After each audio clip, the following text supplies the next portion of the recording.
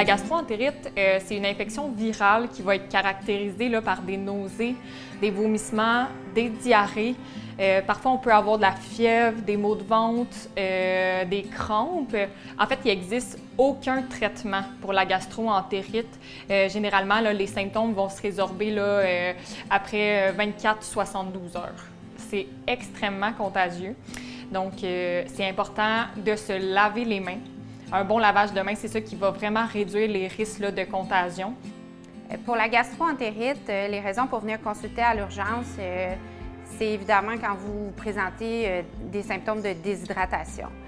C'est effectivement la complication la plus fréquente que nous avons avec la gastro-entérite. Les nausées, les vomissements et les diarrhées nous font perdre beaucoup d'eau.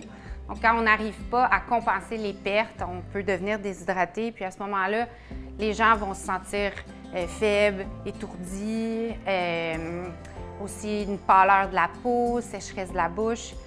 Pour éviter la déshydratation, bien sûr, il faut essayer de s'hydrater le mieux qu'on peut avec des petites quantités de solutions de réhydratation qu'on vend en pharmacie ou qu'on se fait nous-mêmes à la maison.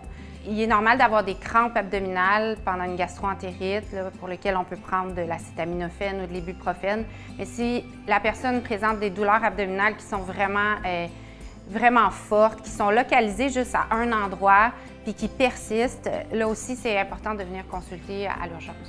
Les gens plus à risque de faire des complications comme les jeunes enfants, les personnes âgées, il faut évidemment être un petit peu plus vigilant et possiblement de se présenter à l'urgence un peu plus rapidement là, si on voit que les symptômes ne semblent pas s'améliorer, qu'on a de la difficulté à les hydrater. Il faut être un peu plus vigilant et peut-être un peu plus proactif là, à avoir l'avis d'un médecin. Vous pouvez toujours aussi appeler le 811 si vous avez des questions.